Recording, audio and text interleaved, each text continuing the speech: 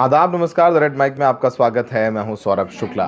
सोमवार का दिन हमें लगा कि कुछ अच्छा होगा, बेहतर होगा, लेकिन सोमवार की शुरुआत हमारी जेब के लिए ठीक नहीं है, मार्केट्स के लिए ठीक नहीं है। जिस तरीके से पश्चिमी एशिया में टकराव फिर बढ़ रहा है, ट्रम्प साहब ने कल ट्रूथ सोशल पर लिखा है कि क्लॉक इज टिकिंग, घड़ी टिक टिक कर रही है, ईरान तुम समझौता करो वरना फिर तुम्हारे पास कुछ भी बचाने के लिए नहीं बचेगा।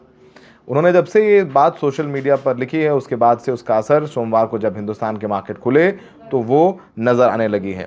और शुरुआती कारोबार में जो बीएसई सेंसेक्स है वो 1000 अंक से नीचे, अधिक से 1000 अंक से भी ज़्यादा गिरा हुआ है, और जबकि नेशनल स्टॉक एक्सचेंज के निफ्टी में 300 अंक की गिरावट आई है। और रुपया तो डॉलर के मुकाबले में कमज़ोर चल ही रहा है, रुपया पाताल लोक में है।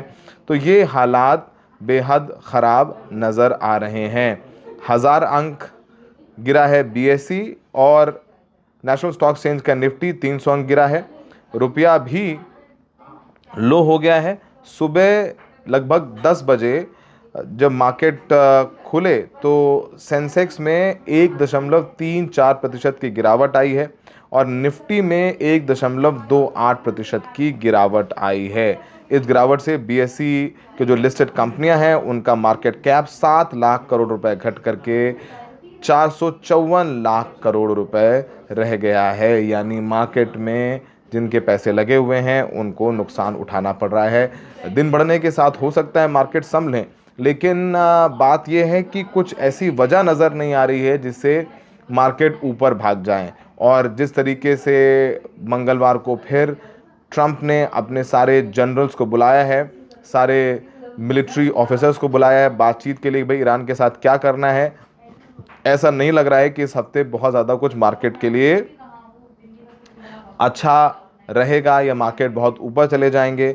शुरुआती कारोबार में जो सेंसेक्स है उसमें 30 में से 27 शेयरों में गिरावट आई है। पावर ग्रिड में सबसे ज़्यादा 3.81% गिरावट आई है। इसके साथ ही Tata steel, Maruti, Titan, Bajaj finance, HDFC bank, Bajaj Finserv और महिंद्रा महिंद्रा में भी उल्लेखनीय गिरावट नजर आई। यानी आप देखेंगे, चाहे वो बैंक हो, चाहे वो ऑटोमोबाइल इंडस्ट्री हो, चाहे वो इंश्योरेंस हो, चाहे वो स्टील इंडस्ट्री हो, सब के शेयर्स में गिरावट दर्ज करी जा रही है। यानी ये ओवरऑल इशारा है कि मंदी जो है वो आहट दे रही है। आप मार्केट्स के हिसाब से देखेंगे, अब आप रुपया भी इस वक्त 96 पहुंच गया है। यानी प्रति डॉलर रुपये की कीमत है 96 रुपये। यानी $1 पर आपको अगर $1 चाहिए तो आपको 96 रुपये देने होंगे, और ये ऑल टाइम लो है। इससे ज़्यादा कभी भी डॉलर के मुकाबले रुपये गिरा नहीं है, और जब रुपया गिरता है तो फिर चीज़ें भी महंगी होंगी। और जिस तरीके से प्रधानमंत्री मोदी ने अपील की थी कुछ दिन पहले कि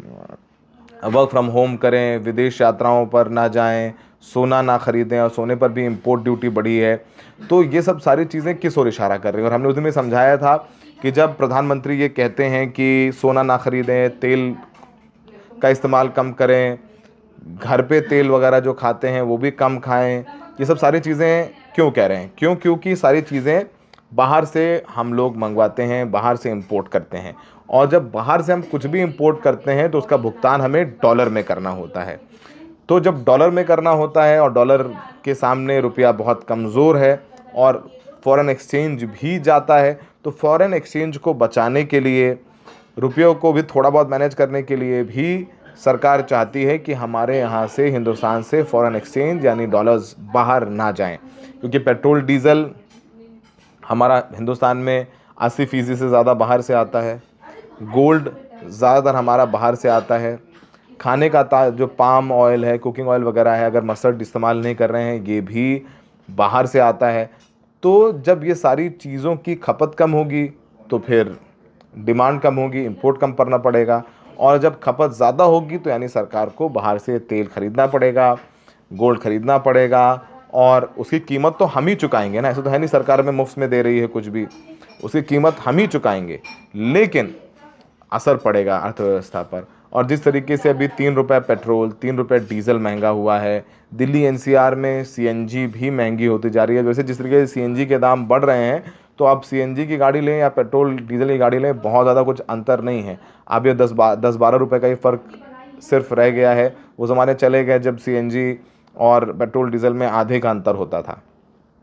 तो अब सीएनजी के दाम भी बढ़ रहे हैं, पेट्रोल डीजल के दाम बढ़ रहे हैं, और जिस तरीके से हमने कल बताया भी था कि तमाम अखबारों में रिपोर्ट हो रहा है कि बिहार में तमाम पेट्रोल पंप्स ने कैपिंग कर दी है कि अगर 2 व्हीलर है तो उसे उसमें 500 रुपये का ही पेट्रोल मिलेगा, और 4 व्हीलर है उसमें सिर्फ 1500 रुपये का पेट्रोल मिलेगा। तो ये सब सारी चीज़ें हो रही हैं जिसका असर मार्केट में देखने को मिल रहा है। क्योंकि हम लोग अभी इंडियन एक्सप्रेस में जो उनके एसोसिएट एडिटर हैं उदय, उनका भी बाइट बहुत वायरल है, जिसमें वो बता रहे हैं किस तरीके से हिंदुस्तान की हालत ख़राब हो रही है। जो फॉरेन इन्वेस्टर्स हैं वो यहाँ से इन्वेस्टमेंट अपना निकाल करके बाहर जा रहे हैं, देश हिंदुस्तान से निकल रहे हैं, और जो हिंदुस्तानी इन्वेस्टर हैं वो हिंदुस्तान की बजाय बाहर पैसा लगा रहे हैं। तो पैसा आएगा कैसे? अगर इकोनॉमिक समझें, बेसिक इकोनॉमिक समझें, तो फिर पैसा आना भी तो चाहिए। तो फॉरेन रिजर्व आएगा कैसे? या तो इन्वेस्टमेंट बढ़े हिंदुस्तान में, वो बढ़ नहीं रहा है, वो तो घट रहा है, और या तो बाहर से जो कंपनियां काम कर रही हैं वो पैसा यहाँ भेजें, वो पैसा भी नहीं आ रहा है। तो हम लोग एक मार्केट की तरह हैं। यहाँ जो कंपनियां हैं जो पहले पैसा लगा रही थी, जो 1991 के बाद जो उदारीकरण वैश्वीकरण की नीति आई, लिबरलाइजेशन, प्राइवेटाइजेशन और ग्लोबलाइजेशन के तहत जो इन्वेस्टमेंट आया और वो शुरुआत हुई थी, अब वो धीरे धीरे डिक्लाइन की ओर है। तो हमारा जो ट्रेड डेफिसिट है वो भी बढ़ता जा रहा है। फॉरेन एक्सचेंज बचाने की कोशिश हो रही है, क्योंकि हमें पेट्रोल डीजल या खाने का तेल या सोना सब डॉलर में ख़रीदना होता है। तो अब उसको बचाने के लिए प्रधानमंत्री मोदी ये सब अपील कर रहे हैं। और फिर प्रधानमंत्री मोदी के भी बयान हैं। वो जब हिंदुस्तान से गए तो उन्होंने सब सारी बातें कही कि ईंधन कम जलाएं और वर्क फ्रॉम होम करें, सब सारी बातें वो कह के गए। सोना खरीदना की बात उन्होंने कही कि एक साल सोना ना खरीदें। लेकिन उसके साथ ही साथ जब नीदरलैंड्स में गए हैं तो फिर प्रधानमंत्री मोदी ने एक और बात कही। उन्होंने बोला है कि ये जो दशक है वो वैश्विक संकट का रहा है। पहले कोविड आ गया, फिर उसकी वजह से लॉकडाउन लगाना पड़ा, फिर लगातार युद्ध चल रहे हैं, और अब एनर्जी क्राइसिस के बाद प्रधानमंत्री मोदी ने बोला कि अगर ऐसे ही हालात रहे तो विश्व की एक बड़ी आबादी पॉवर्टी के दलदल में, यानी गरीबी की दलदल में चली जाएगी। तो जब ये सब सारी बातें प्रधानमंत्री मोदी करते हैं तो जाहिर सी बात है, वो सैटरडे को उन्होंने बात कही, आज मंडे को उसका इम्पैक्ट देखने को मिल रहा है। और ट्रंप ने कहा भाई क्लॉक टिक टिक हो रही है, हमला हो सकता है। इस बीच यूएई पे 3 ड्रोन अटैक हुए हैं न्यूक्लियर फैसिलिटी पे। तो कुछ ऐसा हो रहा है जिससे मार्केट को लग रहा है कि कुछ बहुत अच्छा नहीं है उनके लिए कुछ ज़्यादा उम्मीदें नहीं हैं। अब शुरुआत तो ख़राब हुई है। अब देखिए क्या है कि अभी तो अमेरिका के मार्केट तो अभी खुले नहीं है, वहाँ तो अभी रात होगी। लेकिन फिर अचानक देखेंगे भी ट्रंप का कोई ऐसा बयान आ जाएगा जिससे अमेरिका के मार्केट ऊपर चले जाएंगे। फिर ट्रंप बोल देंगे अभी ईरान से अभी हम बातचीत कर रहे हैं, हम एक प्रपोजल मिला है, हम देखते हैं क्या कर सकते हैं, ये सब सारी बात बोल देंगे। तो नास्दाक तो ऊपर चला जाएगा। लेकिन जितने ईस्ट के मुल्क हैं, आप देखेंगे जापान में भी एक स्टॉक चेंज नीचे है, साउथ कोरिया में भी है, चाइना में भी है, हिंदुस्तान में भी है। तो जहाँ सूरज उगता है वहाँ तो नुकसान होता है, लेकिन जहाँ सूरज ढलता है धीरे धीरे जा करके, अगर बात करें नॉर्थ अमेरिका और साउथ अमेरिका की, वहाँ पर ट्रंप के बयानों से कुछ थोड़ा ठीक रहता है मामला। लेकिन 100 बात की एक बात है कि वो दौर तो नहीं है जो 28 फरवरी से पहले से था, और तो और धीरे धीरे नुकसान ही हो रहा है। तो जब जीसीसी मुल्कों में ये संकट है, पेट्रोल डीजल आ नहीं पा रहा है, रसोई गैस की किल्लत है, रसोई गैस भी नहीं आ पा रही है, स्ट्रेट ऑफ हॉर्मुज़ पर लगातार स्टैंड ऑफ बना हुआ है, तो ऐसे में हालात सुधरते हुए नज़र नहीं आ रहे। और हम पहले भी बोल रहे हैं कि अभी तो पहली बात तो कोई समझौता हो नहीं रहा है। अगर मान लीजिए कि इस महीने के अंत तक हाइपोथेटिकली समझौता हो भी जाता है मई में, तो आप सोचेंगे कि स्ट्रेट ऑफ हॉर्मुज़ खुल जाएगा और शिप्स एक साथ आने लग जाएंगे। ऐसा नहीं है, क्योंकि माइंस बिछी हुई हैं। तो माइंस को हटाने में भी कई महीनों का वक्त लग सकता है। तो स्ट्रेट ऑफ हॉर्मुज़ से आवाजाही जहाज़ों की फ़िलहाल हमें नहीं लगता है कि अगले 2 महीनों में नॉर्मल होने वाली है।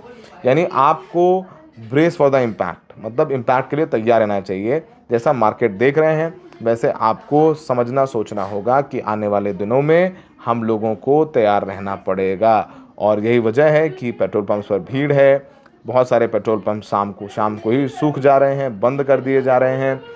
सरकार कह रही है कि ऐसी कोई क्राइसिस नहीं है, लेकिन ज़मीन पर हालात कुछ और ही बयां कर रहे हैं। जो फर्टिलाइज़र्स हैं उनकी आपूर्ति नहीं हो रही, फर्टिलाइज़र गल्फ देशों से आता है, स्ट्रेट ऑफ हॉर्मुज़ की वजह से फर्टिलाइज़र्स नहीं आ पा रहे हैं। तो ये सब सारे संकट हैं जो हमारे सामने खड़े हुए हैं। तो अब जो करना है हमें करना है। हम देख चुके हैं कि कोविड में हमें ऑक्सीजन नहीं मिली, लॉकडाउन में हमें अपने खाने का इंतज़ाम खुद करना पड़ा, माइग्रेंट वर्कर्स को पैदल जाना पड़ा। तो सब आप पर ही फिर आ जाता है कि आप देश हित में सब काम करिए, देश को बचाइए। तो देश के बचाने की जिम्मेदारी हमारी है। हम वोट हमारा किसी काम का नहीं है। आप वोट दे दीजिए, सरकार बनेगी, सरकार भी कहेगी आप ही देखिए, आप ही सोना ना खरीदिए, आप ही खाना कम खाइए, तेल कम खाइए, आप ही ईंधन कम बढ़ाइए। सब सारी चीज़ें हमें करनी है। तो इसके लिए आप मेंटली प्रिपेयर रहें, क्योंकि अक्सर जब संकट आता है तो सरकारें सिर्फ टीवी और सोशल मीडिया पर ज़्यादा नज़र आती हैं, ज़मीन पर नहीं। और हम कोविड में देख चुके हैं, ऑक्सीजन की किल्लत हमने कवर की है। और ये बात मैं ज़िम्मेदारी से बोल रहा हूँ कि जितने ऑक्सीजन के बुरे हालात हमने कोविड में देखे हैं, हमें सरकार, चाहे वो राज्य में आम आदमी पार्टी की सरकार रही हो, दिल्ली में, यूपी में बीजेपी की सरकार हो, केंद्र में मोदी सरकार हो, सब पूरी तरीके से विफल थे जब अपने देश के लोगों को ऑक्सीजन देने की नौबत आई थी। तो ब्रेस फॉर द इम्पैक्ट हम यही कहेंगे। हमें देखने के लिए बहुत बहुत शुक्रिया।